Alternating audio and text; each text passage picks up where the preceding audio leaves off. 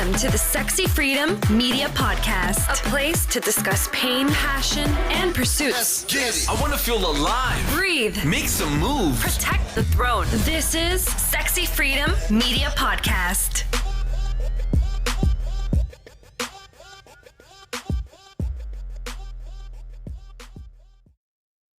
Thank you, everyone, for joining us today. Welcome to the Sexy Freedom Media Podcast. It's your host, Helen Edwards, along with my good friend, returning guest, Sharett Miller. What's up, Sharett? Hello. How's it going? It's going. And if you don't know, I call her Shreddy. So her nickname's Shreddy through this whole podcast. So let's just jump right into it. And I'll say healthy. Yes. Let's jump right into it. First of all, how are you doing? I'm doing really well. Yeah, lots of ups and downs lately, but actually coming out of a, little bit of a lull, but I'm doing awesome now. So Good. Just that growth mindset and just keep moving. Yes, yes. All right. So we decided we wanted to talk about something really cool today, something that's actually been on our minds for a while, and that is the 4 Agreements. If you haven't read the book, the 4 Agreements is actually a book by Don Miguel Ruiz. And the 4 Agreements, I'll just read them off real quick here. The first one is be impeccable with your word. The second one is don't take anything personally.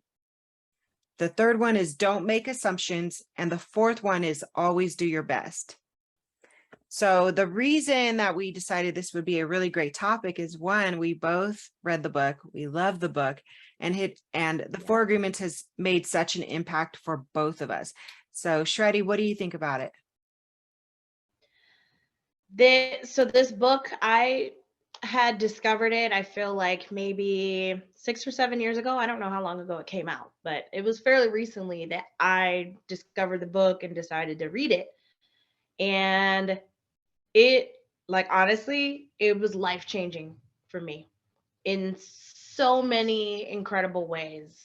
I'm trying to think of the words. There's so many words, there's so many things, I mean, just if anything, the first 2, be impeccable with your word and to don't take anything personally. Those 2 made such a huge difference for me in my own life and in relationships and friendships and even my marriage. There's been all sorts of ways that it's been really helpful for me. And then I'm still learning, there's so much to practice with all of these and all aspects of life, everything, Yes, definitely. So I'm just going to say the one that I was really practicing this week was, I believe I posted in my Facebook group, Sexy, Successful, and Soul Fed. I asked the group, out of the 4 agreements, which one do you find, something that you're kind of dealing with this week? And I think mine was number 3, don't make assumptions. And no, it was number 2 and 3, don't take anything personally and don't make assumptions. So number 2 and 3, because I mean, when somebody's just on you about something all the time, let's just say it's a partner who's just kind of complaining about things that you do, or let's just say, not saying it's my partner, but just saying in general, or somebody at work that is complaining about you, or, and it's just so hard to deal with when you're taking any type of criticism from other people. And I had to tell myself, okay, don't take it personal, because maybe really they're just projecting on you, or they are telling you something you need to hear. They're just saying it in their own way. And you could, you could take it personally when you really don't need to. You can actually take it constructively. Also, there's different ways we could take things in, right? Right. Yeah. And there's so many different interpretations of each one of these agreements. I think for me, as far as it did not taking anything personally, that came into play for me with just even small, silly things like someone not returning a text message, or something like that, where I'd be like, oh my gosh, are they mad at me? And that's those two. Don't take it personally. Don't make assumptions. I would always assume someone was mad at me because they maybe said something a certain way or didn't reply or just all sorts of reasons. There's so many things that your brain makes up that oftentimes aren't true. And I think that what I realized in all of that was that, number one, nobody's world revolves around me. So why am I worried about somebody responding to me when they have their own things going on, and them not responding has nothing to do with me personally, nothing. And also, I mean, even sometimes when people say things to you that feel mean, or even someone looks at you in the grocery store, and it's like they like mean mug you in the grocery store or something. It's not personal. They have something going on, and they, like you were saying, like sometimes people will project things, and it's so common. Like all of us do it, even when you're aware of it. I feel like I'm hyper aware of projecting and people projecting onto me, and even me projecting onto people. So I know that I do it too. But a lot of times people don't realize when they're doing it. And so someone's projecting something, and then the other person makes that assumption that this person doesn't like them, or, they make the assumption that it's about them. And that is where I feel like I got into a lot of trouble in my life, like years ago, is where I always thought that someone didn't like me. I assumed they didn't like me. And it's freeing. Like I feel like to have gotten to a good place with those two particular agreements of this was just liberating. And it like just freed me in ways that I don't even know. I have the words to describe right now. It's just incredible. Yeah, absolutely. Thanks for sharing that too, because I know for me, sometimes in my past, or not sometimes, actually quite a bit, I would think I was like a little know-it-all because I was constantly like a little vacuum of information and self-growth and self-development. So I was like a little bit of a know-it-all, which I did know quite a bit. However, because of that, when somebody would tell me something and I didn't agree with it, I would tend to take it personal. Like, okay, they're telling me this because they think I don't know. And I remember thinking, you don't know. You don't know everything. And maybe they're telling you, maybe they're validating something that you know, or maybe they're telling you in a different way, or maybe this is a message from an ancestor or a loved one through another dimension or heaven or something that is trying to tell you this is what you need to hear today. So, Yes. Don't take it personal, girl. Like, come on now, get your head, like bring my aunt used to tell me when I was little, she was actually quite mean about it. She would say, you think you know everything. And, she'd call me with a lot of foul names. And I'm mentioning this because as a young child, I had to learn how to have a thick skin. And I remember as a child, I would, when I grew up, I knew, okay, that was really wrong. But it did teach me at a very young age how to have a thick skin and how to not take so much personal. So I would say that kind of gave me the upper hand, because on one end, I have this aunt who's just putting me down, talking so much shit to me. I mean, I'm like, I see young girls today and their moms are so sweet to them. So nice. And I think like when I was their exact same age and I'd go up to my aunt, she was like, you little wench, you little hoe, So, but then my mom would say, don't pay attention to that. She's just jealous. Don't pay attention to that. And I would, now that I'm older, I would think to myself, like, why didn't my mom slap her in the face, but that was at the time, that's the way my mom was raised with her siblings, So I think about that. On one end, I got this horrible person talking down to me. And then I got my mom on the other end telling me, basically giving me that like, it's your choice to not take it personal right now. It's your choice to brush it off, So it's almost like instead of her defending me, she was telling me, defend yourself in a way. Does that make sense? Yeah. It does. And I think that's a really important life lesson. Like, that's amazing, actually, that she did that for you. And then look at all that it taught you, you know? And Mhm. just speaking of children, I know that that's something I feel like I tried to do for my children, like what your mom did for you, to try to teach them how to stand up for themselves, as opposed to me getting all like mama bear and like jumping in and attacking people.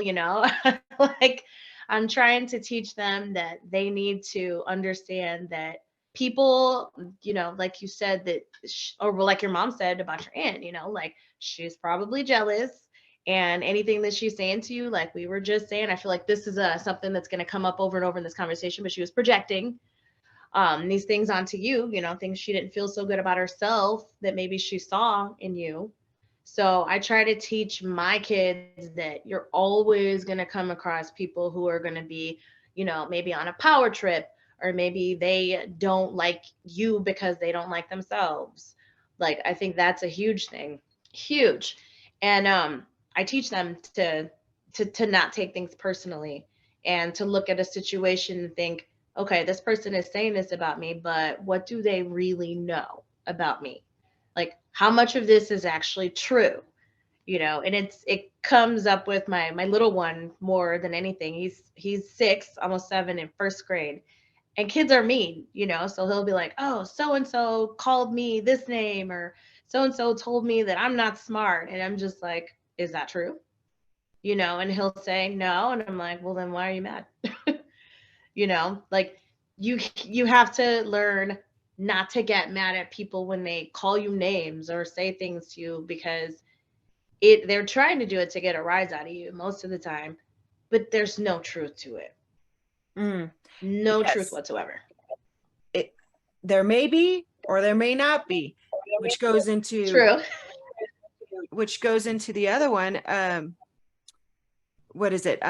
Number 3, don't make assumptions. Mm-hmm. I really like this one because Yes. it goes back to what you just said about, is it true? And you're right. Kids are mean, but guess what? Those kids grow up and they become adults that haven't handled, their BS when they were kids, right? Because I mean, we're kids, we're just kids being kids. So we really don't got a chance to deal with it until we're adults. But here's the thing. Don't make assumptions, right? Okay. I learned how to practice this one. I actually read the book in my early 20s. Like you said, it changed my life. And I really needed it because at the time I was jumping job. And I was also, that's when I first met all my circle of queens, my girls that are still my friends to this day. And what got me through some really tough times with your friend. When you have friends and you have a strong bond, it's because you've been through some shit with them. And you've got to be able to get out of that shit eventually, or circle back at least. And a part of that is to not make assumptions. Do you agree with that? Yes. Yeah, I agree wholeheartedly. And I've had the same types of situations with friendships, and we've talked about it before. Friendship is always an ebb and a flow. Right? My little wavelength. It's an ebb and a flow. So you come together with people, and then sometimes you grow apart, and sometimes you come back together, and at certain points, maybe you won't someday. But for the most part, I feel like with me and all of my friends and my groups of friends that I have, there's always been some separation point, and then we come back together. It's very, very common. And I think that it's so important, in order to come back together, depending on what made you drift apart to begin with. It's so important to not make assumptions that this person said this because whatever, they thought this about you. And I just feel like it's not necessary. And also, just like I said before, nobody's life revolves around you.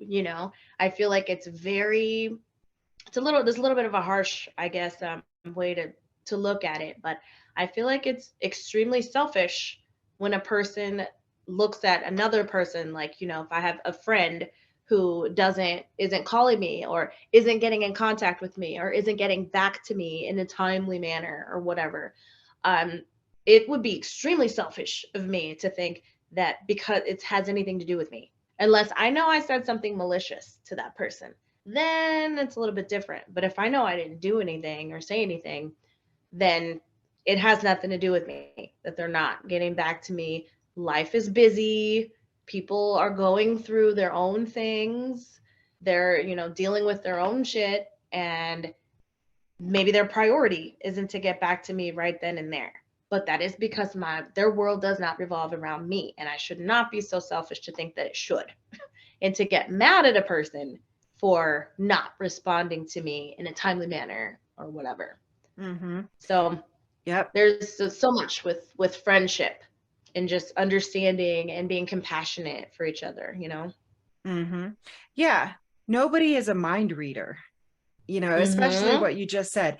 Everybody's got their shit. I think it was our friend Liz that told me that years ago, and that just kind of hit me because it's so simple. Everybody's got their shit. Everybody's got problems going on. Even though you see somebody that's like super happy on Facebook, that could be a post. That's a virtual life right there. But behind the virtual curtain, there's a real person that could be going through some really, really difficult times. And when we make an assumption even about their life, we're basically telling their story in our own perspective. But really, we don't know what they're going through until we say, hey, are you okay? What's going on? You could talk to me if you just need me just to sit here and just listen. And when I was going through, and this, when I was going through the death of my mom, and she was slowly passing away each day for 4 months, I remember thinking, where are all my friends? Where is everybody? Like, why isn't anybody reaching out more? Like, I don't get it. And then it just, I had to actually share this with some people. And finally, I got the answers that I needed to help me calm down. One, everybody's got their shit. I don't know what they're going through. And two, maybe they don't know how. Maybe they don't know how to reach out to you. Maybe they've, people, again, nobody's a mind reader. They don't know what I need. I don't know what they need. There's, dark times can be really scary for people because sometimes people just don't know what to do, or they're just really busy in their own life. And it's not their job to come and fix my life or spread the light on my life. It's my job to open up my light in my dark times.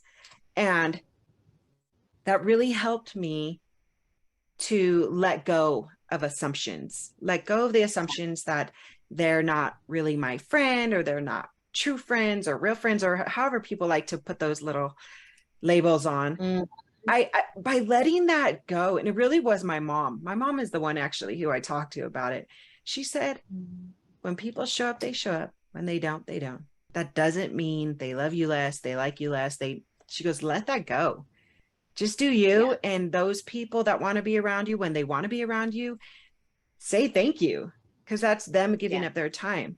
So that was a really big lesson that she taught me during the passing of her human life each day. And I'm really grateful for that, because that was one of the biggest lessons I needed to know about not making assumptions, especially during one of my darkest moments. And that's beautiful. That's just beautiful that, your mom was able to leave you with that, especially at this time in your life when you probably needed it the most, And I think something that goes along with the not making assumptions, and kind of going along with what you were saying, like, where are my friends? Why aren't people here to support me during this dark time? There's also something else that goes with that, expectations. I've always, those two things to me kind of go hand in hand. Like, don't make assumptions, and you should not have just expectations for people. That's a tough one, because I know expectations can go a lot of different directions and stuff. But when you have this expectation that someone is going to get back to you immediately, or when you're having a hard time, you assume that they're going to reach out, and you have this expectation that they need to know that they should be reaching out to you every so often to see if you're okay. I feel like that's a common one for a lot of people. And one of the things that's gone along with not making assumptions for me is letting go of those types of expectations. I know there's different tiers and different types and levels of expectation, but the type that it's weird. So there's a human nature component, I feel like, where people have these expectations for loved ones in their life, family especially. There will oftentimes be expectations for people to be there and do this and do that. And when those expectations are not met, then people get disappointed and they get sad. They have falling out with family. But if the expectations weren't set out, like actually laid out, like, okay, this is what I need from you. This is what needs to happen. This is my expectations for you. And oftentimes with family, it's not put out there that way. That it's not fair to get upset with someone. And I've had that happen with a lot of my family. I had these expectations. More often, there was expectations for me that I didn't meet. And I would feel, just pushed to the side because I wasn't meeting these expectations that other people thought that I should. But it goes both ways. And I've had relationships kind of fall off because of expectations. Me making the assumption that this person should do this, they're expected to do this because they're in this role in my life.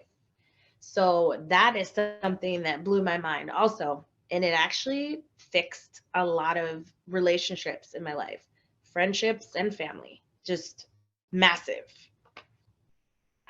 Yes, yes, yes, yes. The mention of family, definitely. Gosh, I could tell you that one of my relationships in my family was repaired recently because we finally sat down and just talked from the heart. And I had a better understanding. And I did also realize that assumptions were getting in my way of really seeing this person that I love and how much hurt they were going through. Because my heart was clouding, it was clouding my ability to see through the fog and see them right where they were at because of my assumptions, because of my hurt, because of all these things.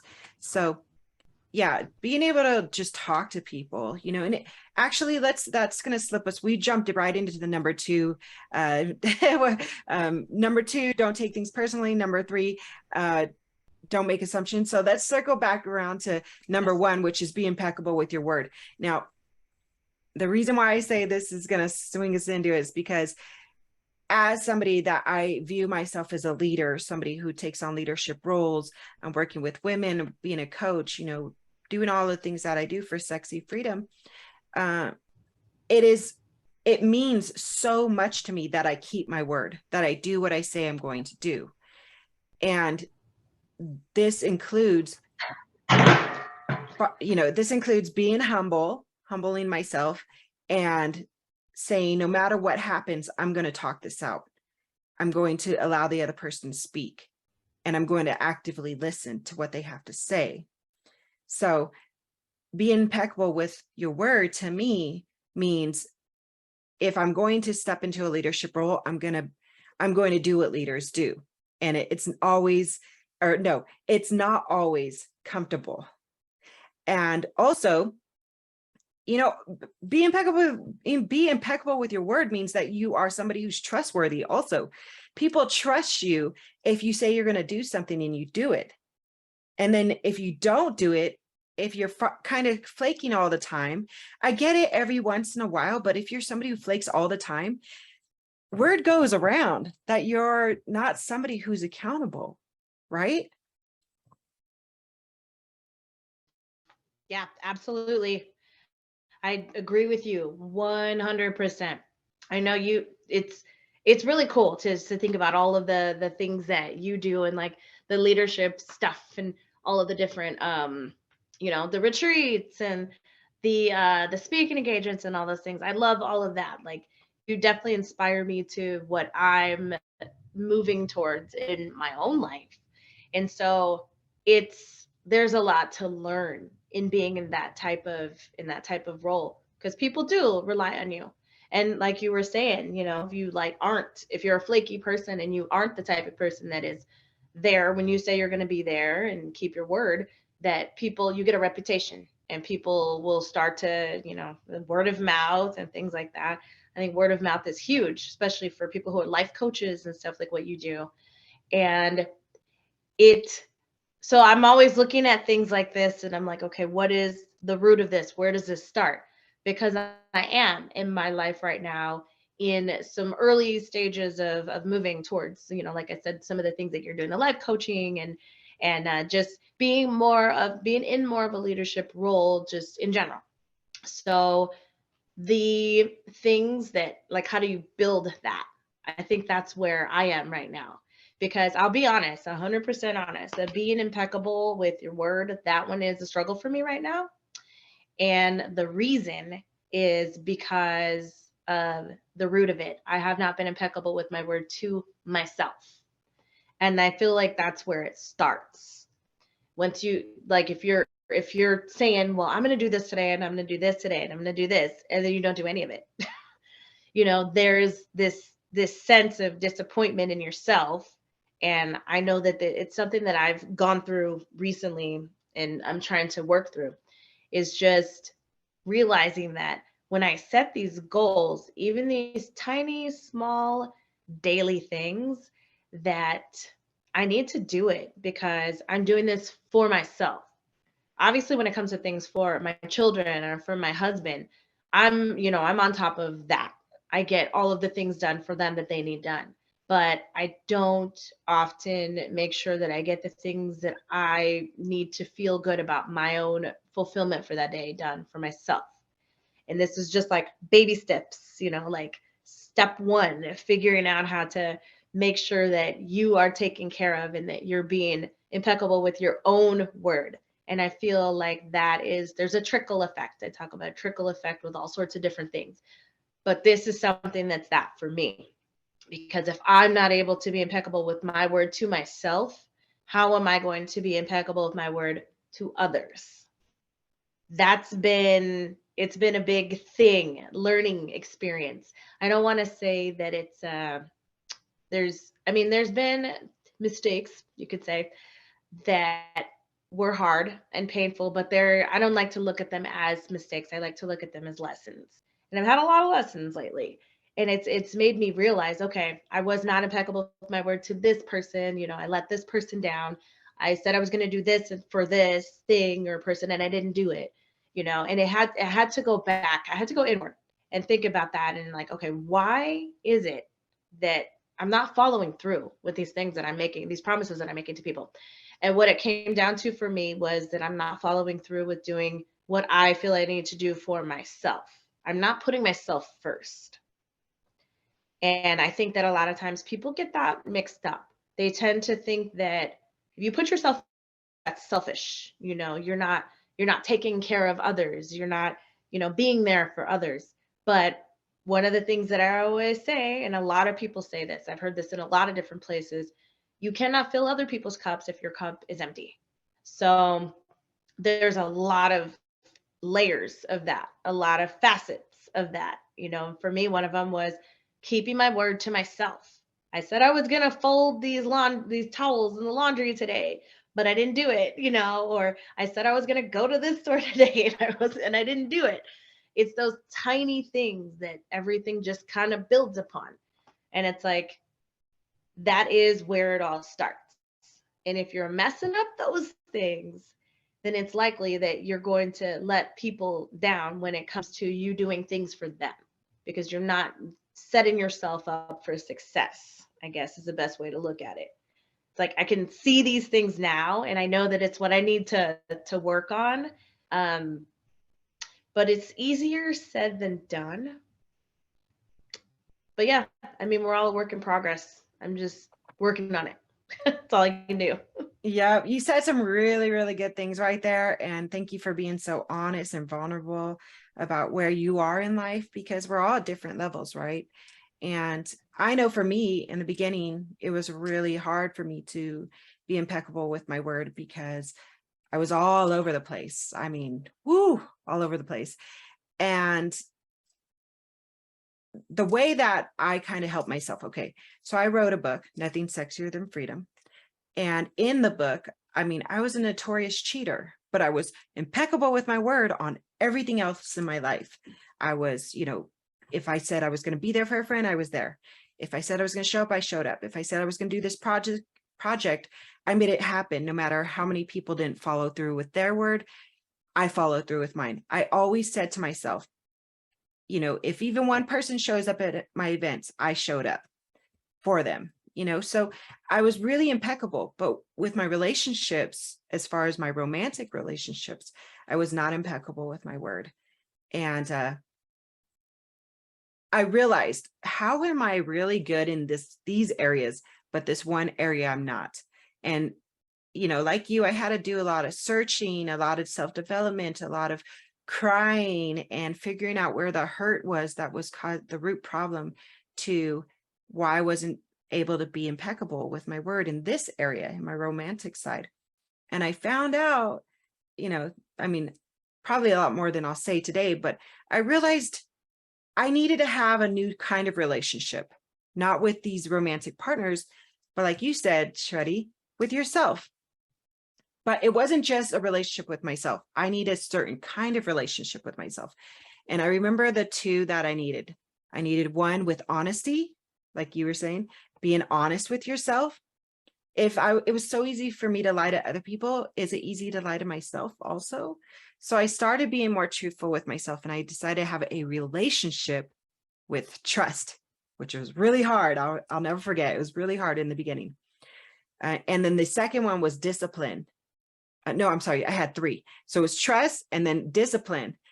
I was really disciplined in all these areas, like especially working out, but I wasn't disciplined with saying, with my spending habits, with going out all the time, with, my flirting. I was flirting abundantly. I needed to have discipline that when I was in a relationship, I do not do certain things, So kind of discipline and boundaries, I'd say. And then the third one was commitment. I had to have a new relationship with commitment. Like, what does commitment mean to me? Can I redefine it? Why is it scary? Why am I fearing it? And I had to have these new relationships with these three things: trust, discipline, and commitment. So that way I could develop a new relationship with the word, with the meaning. And that helped me become more impeccable with myself, and now to my romantic partner. I'm in the most healthiest relationship I've ever been, because I was able to have a new relationship with these three: trust, discipline, and commitment. And then because of that, I had a better relationship with myself. So it was like a full circle there. Yes, that makes so much sense. And it's interesting because you saying that those things that you had to go within and figure out for yourself, within yourself, that is what allowed you to attract to yourself, this amazing relationship that you have now. And I think that's just beautiful. It's amazing. It's fantastic. And I've had a lot of friends ask me love advice and things, because my husband and I have been together. We've been together for 20 years in November of this year. And we've been married for almost 15 and a half years now. And so I'll have friends come to me and ask for, love advice, like just trying to figure out what they can do. My single friends to find out, like, what can I do to find love? This has just been over the years that I've had a lot of this come about. And the biggest thing, the most important thing I would tell them is just to love yourself. Like, if you don't love yourself, you are not going to you're not going to be able to allow someone else to love you. And I think that's what you were talking about. You had to find that love within yourself for yourself.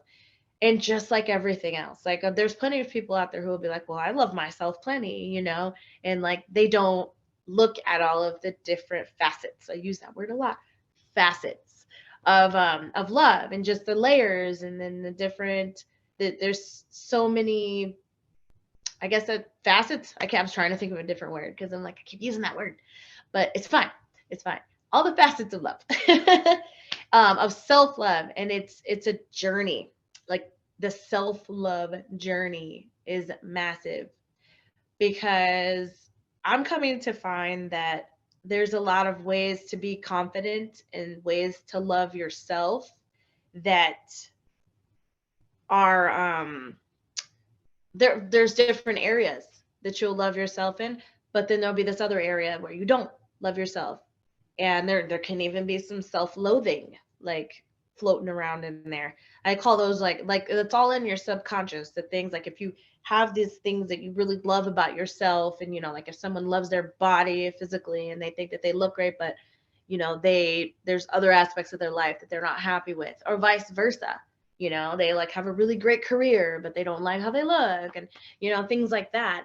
I feel that it's really important to find all of those things that are floating around in those dark corners of your subconscious and shine a light on them. Like this is a flashlight. It's supposed to be a flashlight.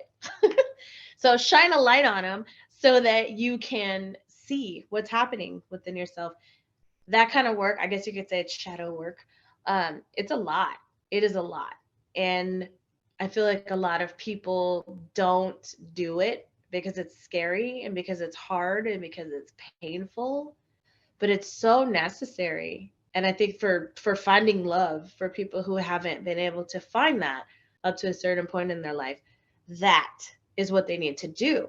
But I'll go ahead and use this as a segue into, we haven't talked about number 4 yet. I know we're going to go back and forth and round, but the just being able to work on yourself and to find that self-love is, you have to always do your best. Number 4, always do your best, because there's so many different ways and roundabout ways and just trying different things to find the love for yourself that you might be missing, so that you can find a relationship and love that way. But it takes a lot of work. It takes so much work. And I know for me personally, not having to do with relationships, but just with other aspects of my life, I know that I would get really down on myself about it. Like, okay, I'm really trying with this, but it's not going how I want it to go. But the way that I console myself is by looking at the situation and saying, I am doing the best that I can do in this situation right now. And all that I can do is just keep going and keep doing my best. That is one that I've also had problems with recently. Oh, that's so negative. I said problems. It's not problems. Everything's a work in progress. So it's one of the ones that I'm working on most diligently right now. Let's flip that to the positive. It's just always do your best. I feel like there was times where I didn't do my best, and I knew that I could do better, and I knew that I could be better. And it's hard because that will breed guilt and shame. And that's something that I have dealt with so much in my life, in so many aspects, on so many different levels. Not being where I want to be in my life. I'm 40 now and I'm not where I want to be in my life. I mean, that's a common scenario. I feel like most people at any age would feel like, well, this isn't where I thought I was going to be at this age. So that is a common scenario. But I know that there's things that I could have done better. And so I have to go within and find that forgiveness. That's part of my self-love journey right now, is finding the forgiveness for the times that I know that I was not doing my best, and to commit to myself to do better and to be better. And it's really cool because it's allowing me, I think, just admitting that and being able to admit the fact that it's been a little bit of a progression, a difficult progression for me. It helps other people. And I didn't realize how much that would help other people just in me saying that and admitting it, because it's almost like nobody wants to admit that. You don't want to admit that you didn't do your best on something when you could have done better. But it's okay. I think that's my biggest point in all of this, is that people know, like, whatever has happened, it's okay. Just do your best from here on out. So true, Sharett. So true. Yeah, I mean, I've watched you grow, and I've watched you stumble. And I say I watched you because I watched you through the storytelling that you've done, or that you've told me. And through that storytelling, I've seen the way my brain works is it works in visuals. When you're storytelling and describing your life, I'm seeing visuals of you. And so I say I watched you, grow, stumble, grow, stumble, grow, grow, grow, grow, stumble, stumble, grow, stumble. And I think like, wow, that's what an incredible journey that you've been on, because you're doing your best. You're not staying down when you stumble. You're not, woe is me, poor me, I'm now a victim again and again and again. But you're just like, okay, this is what I learned. This is what I learned. And I'm like, wow, this is awesome. And that's why you're in my circle of friends, because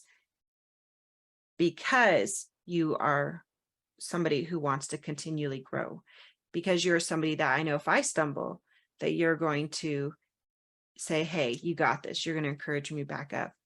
And, speaking of doing your best comes with how you're picking out your people in your circle.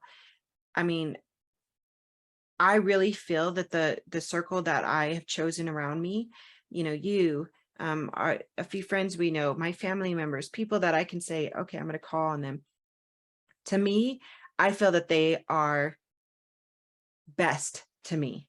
I don't want to like kick them out and then replace them, because to me, they've grown with me. And I know that they're right there where I'm at, which I really enjoy. So that's another perspective of, doing your best, is who you're picking to surround you in your life right now. And going back to just endeavors, I remember when I first started Sexy, Successful, and Soul Fed, it's such a mouthful, but the Facebook group, it's now been over a year that I had it. And I remember thinking, okay, there's so many Facebook groups to choose from. Why would somebody want to be in my Facebook group? What value can I give them? And when I say, what can I give them? Because as a founder, you're the beginning step to building your Facebook group. And I remember thinking, I'm doing my best. And it's coming from my heart. I don't get paid for this. I'm not sponsored to have a Facebook group. Nobody in the group, is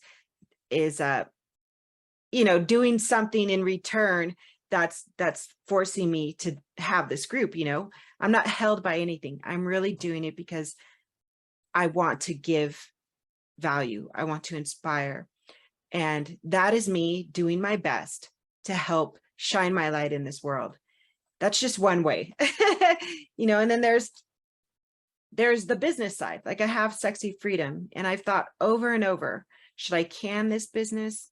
Should I keep the business? Like I have a job, I have a regular job, but I have my business, and sometimes it does well. And some years it's doing nothing. And it's just a heavy weight that I'm kind of pulling alongside me. And I think, is this the year I'm going to give it up? But then I think, do your best and see what happens. Don't make any crazy decisions just yet, because there has been in the past some years where it's done really well. And say, so I think about these things, and let's go back to anybody out there who does events. I remember a few workshops I did where only one person showed up. And my mom would say, well, at least you showed up, going back to what I said earlier, one person showed up. And I thought, I'm going to give it my all for this one person. I'm going to lead. I'm going to do good for this one person, because this could change their life. And then in turn, they could change other people's life. Like it's a full ripple effect, right? So, and going back, let's talk about parenting. I have a 23-year-old. You've got 2 kids that you mentioned earlier, right? Doing your best as a parent, because parents can be so hard on themselves. It's so true.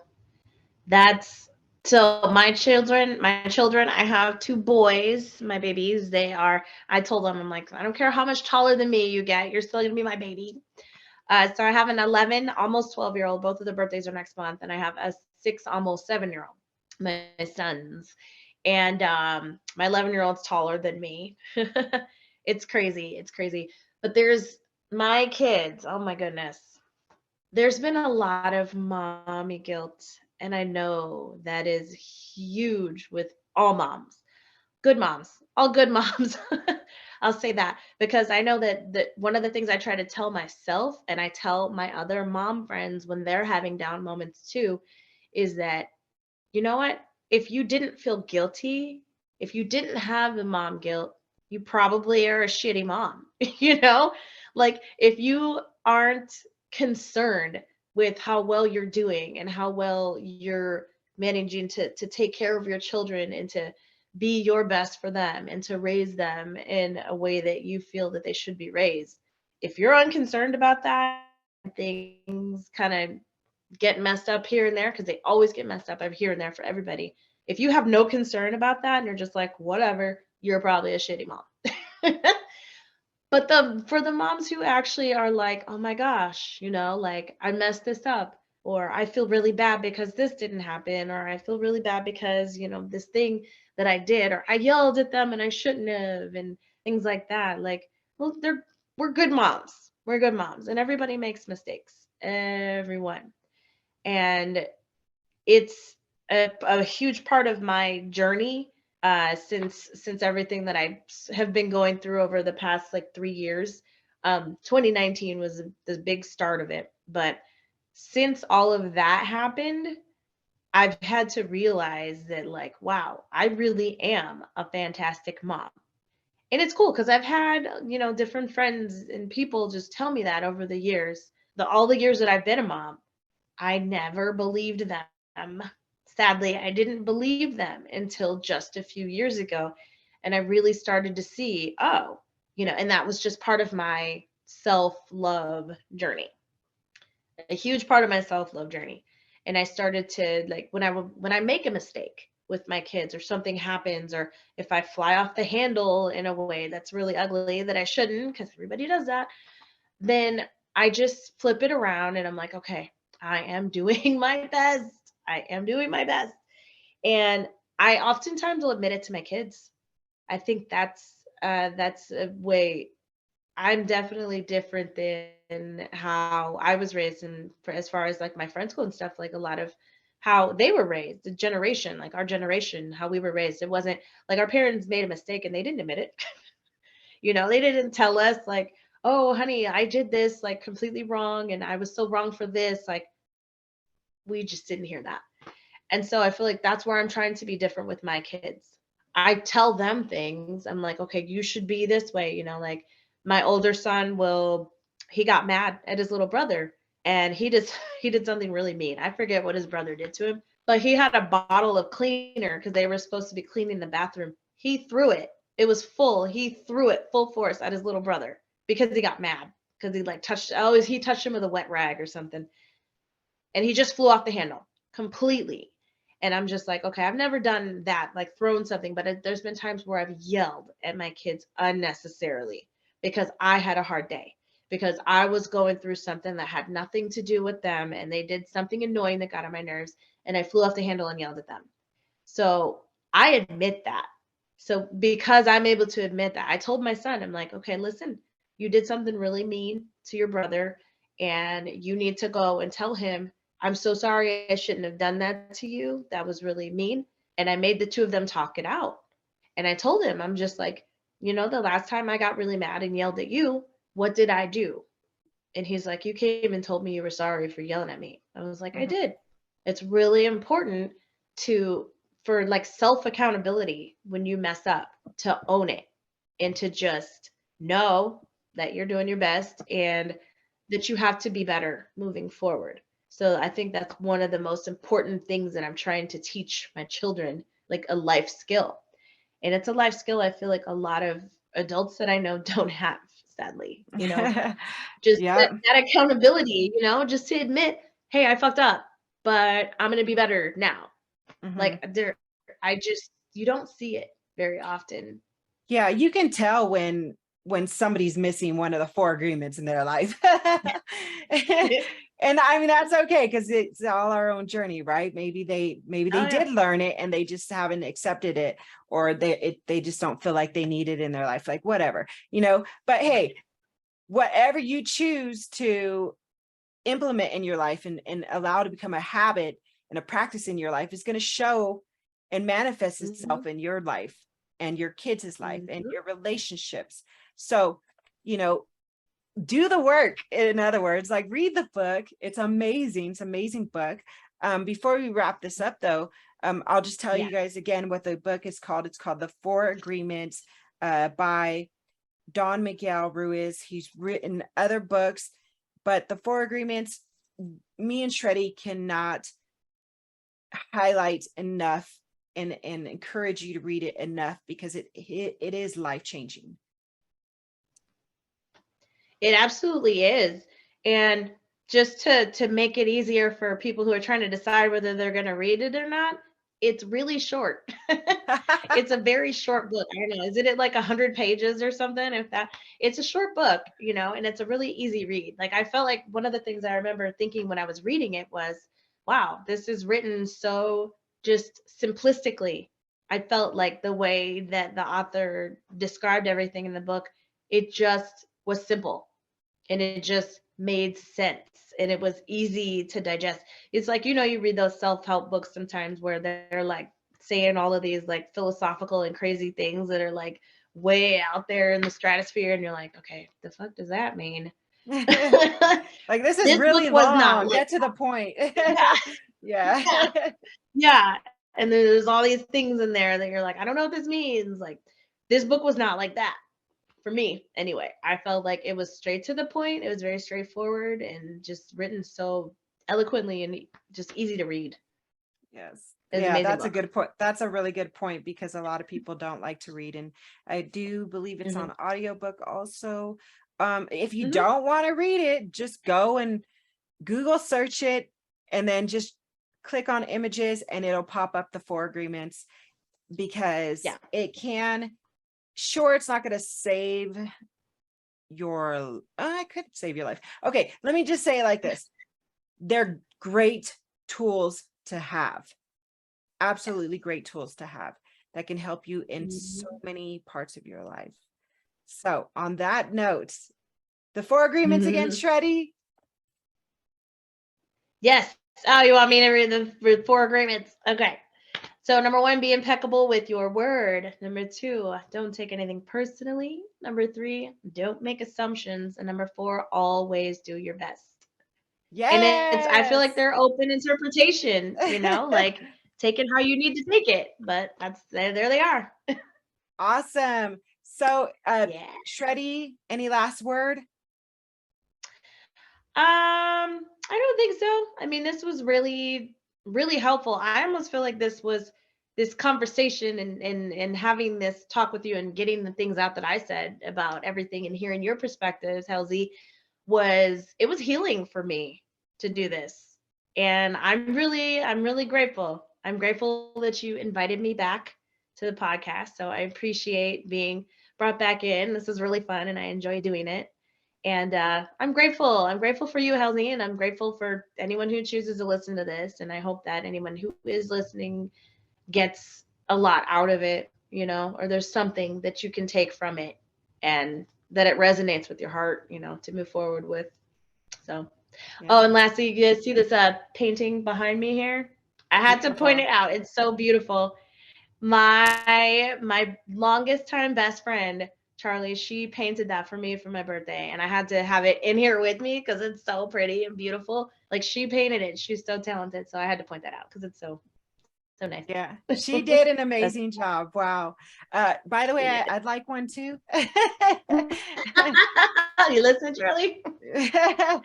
All right. Thanks so much, Sharett. I can't wait to have you on again. You're definitely going to become a regular. You're one of my closest and best friends as well. And I appreciate your time and just staying open with the whole conversation.